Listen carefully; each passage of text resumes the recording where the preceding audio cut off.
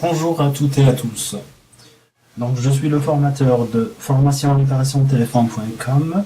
Aujourd'hui, je vais vous présenter un cours qui est très important, c'est lire les schémas. Donc, lire un schéma, ça peut vous aider sur pas mal de choses. Aujourd'hui, on a une carte mère ou le schéma d'une carte mère d'iPhone 4. Si on prend par exemple le connecteur de batterie, supposons que une de ces pistes ou toutes les pistes sont arrachées. Comment faites-vous pour réparer ce genre de panne? Alors, on va zoomer un petit peu. Alors, on voit bien que notre connecteur de charge s'appelle J7_RF. Ce que je fais, je copie la référence exacte. Je vais dans édition recherche, sinon je fais CTRL F pour rechercher ce composant. Et je fais recherche. Donc le premier, on voit bien que c'est notre fameux connecteur de charge qu'on voit actuellement. La deuxième, hop, ça c'est notre schéma. Donc c'est bien écrit batterie connecteur. Effectivement, c'est le connecteur de batterie qui se compose de 1, 2, 3, 4 pins et chaque pin il a son emplacement et son rôle. Le premier pin par exemple, c'est le GND, c'est le ground, c'est la masse. Donc là-dessus, s'il est arraché, donc vous le connectez sur la masse la plus proche. Le deuxième pin, donc si elle est arrachée, donc on soude un petit fil de chantage de là jusqu'à ce composant qui s'appelle C12_RF. Le C12 c'est un condensateur parce qu'il commence avec un C. Sinon vous revenez sur les cours introduction en informatique, en électronique pardon, et vous voyez en fait quelle est la différence et comment identifier un composant sur une carte mère. Alors, on prend cette référence, on fait copier-coller et CTRL F pour chercher notre composant. Juste pour le voir au niveau de la carte mère. Alors, je fais zoom ici. On parle bien du C12RF. Donc, il se trouve jusque là. Juste là.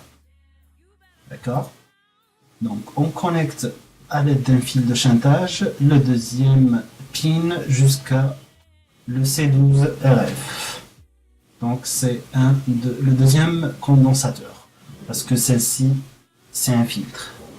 Ceci, c'est un filtre, pardon. Parce que ça a l'air comme une résistance à l'œil nu, mais c'est un filtre. Donc, ces deux sont connectés l'un à l'autre, comme ça, de cette façon, et lui aussi, il est connecté comme ça. Donc, c'est pas notre sujet, on est juste en train de traquer comment trouver la piste arrachée. Donc, on voit bien que le pin 2, il est connecté sur le C12.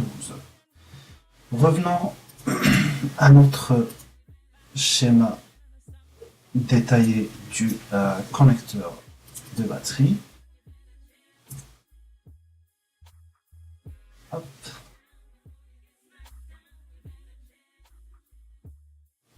Je vais réduire un petit peu la taille. Alors, on avait vu le NTC connecteur, donc c'est la piste numéro 2. La piste numéro 3, donc elle est connectée directement sur le C120, c'est un condensateur qui s'appelle C20, pardon, c'est pas 120, c'est 20. Alors,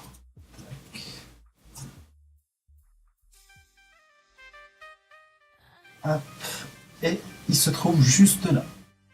Donc le C20, c'est le condensateur qui va de là jusqu'à ce TP, ce test point, et il va là. Donc si même le TP, le test point est arraché, donc vous le connectez directement de cette façon.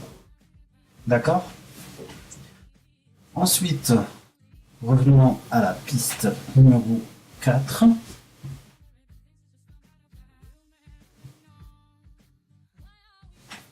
Alors, la piste numéro 4, apparemment, elle contient pas mal de choses, pas mal de composants. Alors, le premier, tac, donc c'est le C11. On va voir le C11 RF, où est-ce qu'il est situé. Alors, le C11, donc si vous avez le malheur d'arracher la piste numéro 4, donc vous connectez à l'aide d'un fil de chantage directement sur ce composant-là. Alors, un conseil, il ne faut pas mettre de l'étain directement de là jusque là. Je sais que c'est proche comme distance, mais en fait, si on bouge légèrement notre connecteur de batterie, donc ça va se dessouder à ce niveau-là, entre ça et ça. Donc le mieux, c'est de faire un petit fil de chantage, tac, et là on est tranquille. Parce que avec le moindre choc, on arrive à enlever notre soudure. Donc on a bien vu qu'il est connecté sur ça. Il est connecté également, on parle bien du pin ou la piste numéro 4, elle est connectée sur le C36 RF. On va vérifier si effectivement on a raison ou pas. Donc effectivement, donc le C11 et ensuite le C36. On voit bien quelques détails là-dessus. Que ce condensateur, il a une valeur de 25 volts. Donc pour vérifier sa valeur exacte à l'aide d'un voltmètre ou un multimètre, vous le mettez sur le voltmètre et là en fait vous mesurez en mode batterie connectée et tout, et là vous allez trouver 25 volts. Alors ça c'est bon, on a vu. Après,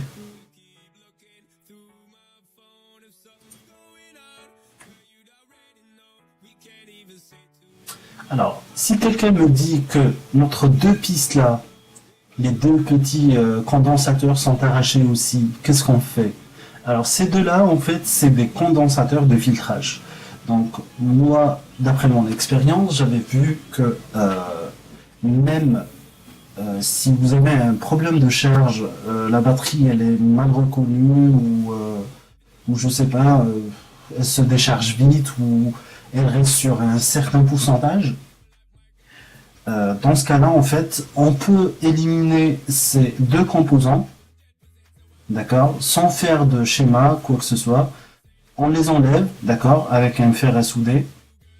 Avec prudence, il ne faut pas arracher les pistes parce que si on percute que ça vient pas de ces composants, on va les remettre à leur place aussi. Ça serait bien. Donc voilà. Donc la piste numéro 4 aussi, elle va dans des endroits aussi qu'on voit ici. Hop, on va zoomer. Donc elle va ici, mais ils nous disent que no staff, ça veut dire que ça n'a aucun rôle. Donc ils le mettent aussi, hein, ils le mettent no staff. On va quand même voir où est-ce qu'elle est située cette alors ce petit XW5. Tac. Alors, il est juste là.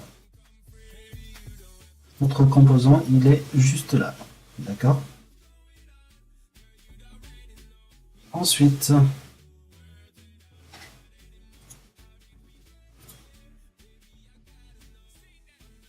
après on a le XW4, donc ça n'a pas trop d'importance. Parce qu'ils disent que has no stuff, donc il n'a aucun rôle là-dessus, mais on va le voir quand même pour être sûr que ça sert ou ça sert à rien. Donc ce composant, hop, on voit bien qu'il est là. et il est situé juste au dos de notre carte mère. Donc là, c'est côté lecteur SIM. Et notre composant, il est juste là. On voit bien, d'accord? Après,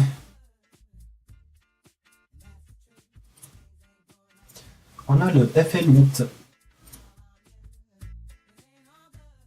et le FL6. On va les vérifier ensemble. Tac. Ah, pardon. J'ai trop cliqué. Alors, où est-ce qu'il est situé? Ah, on voit bien qu'il est là.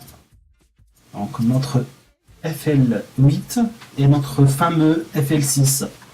Donc, si vous avez le malheur d'arracher la piste numéro 4, donc tac, il faut la connecter sur le FL8. Et le FL8, logiquement, il est connecté avec une piste sur le FL6. Donc voilà, j'espère que ça vous aide, ce genre de formation. Et puis, moi, je trouve que c'est très très utile d'utiliser un schéma et de le lire. Et j'espère que vous n'allez pas arracher toutes les pistes non plus. Donc voilà, donc je vous souhaite une bonne formation et au prochain cours. Merci.